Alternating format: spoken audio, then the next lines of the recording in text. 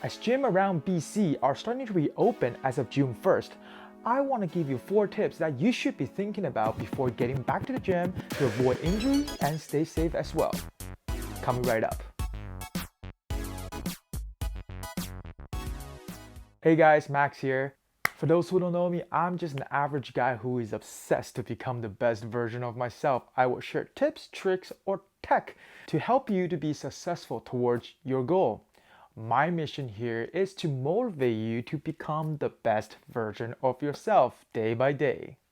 If this is a topic that interests you, make sure to subscribe to my channel, turn on the notification bell, and smash that like button. Before I get into today's tips, I want to give a big shout out to Anytime Fitness in North Burnaby, and that is the gym I go to. As of June 1st, they are finally reopening. Once I got the email saying the gym will be reopening as of June 1st, I was super excited and I can't wait to get back to the gym. But before doing that, I need to make sure the gym has done all the precaution measures to ensure all the members' safety. So on the day of reopening, I went in and checked it out.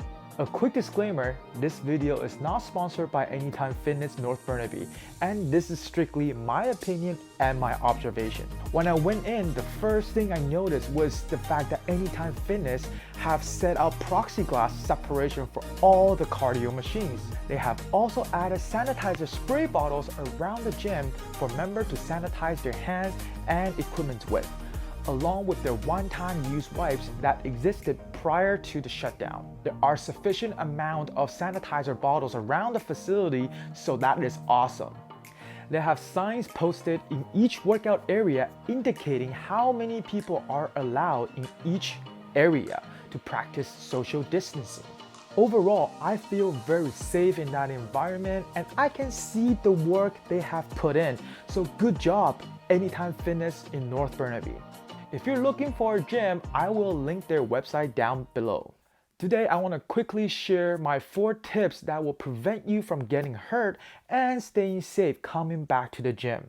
For many of us, during the gym shutdown, we either use resistance bands, body weights, and some light dumbbells for workouts. For most people, the amount of weight that we used at home is nowhere near to what we used to do in the gym. So I can totally understand on the first day back, you just want to go all in and start benching the same weight as you were 2 months ago. This can be very, very dangerous and you are putting yourself at risk of injury. This brings us to the tip number 1, create a comeback plan. Always set out a plan before you do anything. So the same goes to training. A systematic training is more efficient than just go in blindly. I am not a certified trainer, so I will not give you any specific suggestion on what plan you should be using. However, I will give you my example. I will go for 4 weeks of a push-pull leg plan that will mostly be focusing on compound movements rather than isolation movements. The reason I chose this plan is to recruit my major muscle group to my previous standard as fast as I can.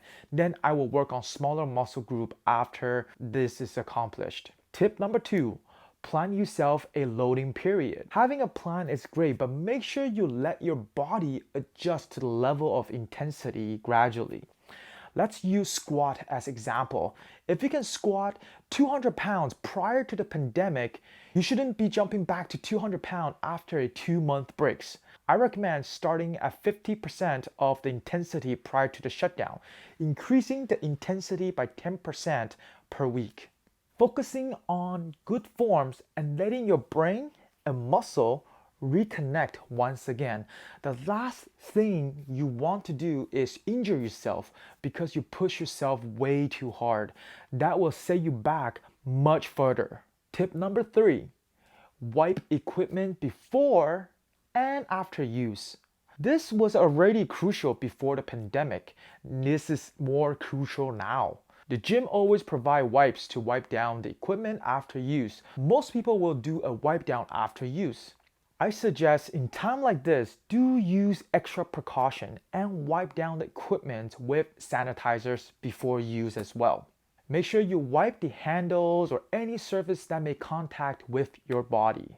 Tip number 4, wear a mask while training.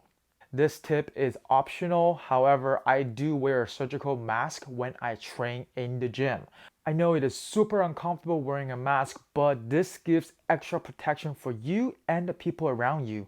When you exerting force, we tend to exhale and inhale much more stronger than normal. So why risk it?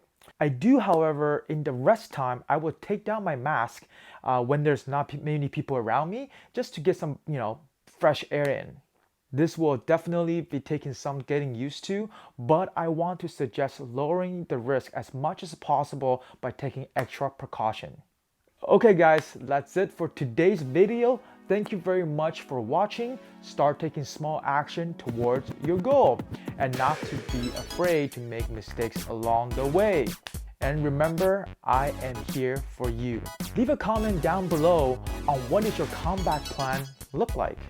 Leave a feedback, encouragement, or what would you like to see in the future video down below. It would be greatly appreciated. You can follow me on my Instagram and message me there if you need any of my assistance. I will do my best to help. So, until next time, peace.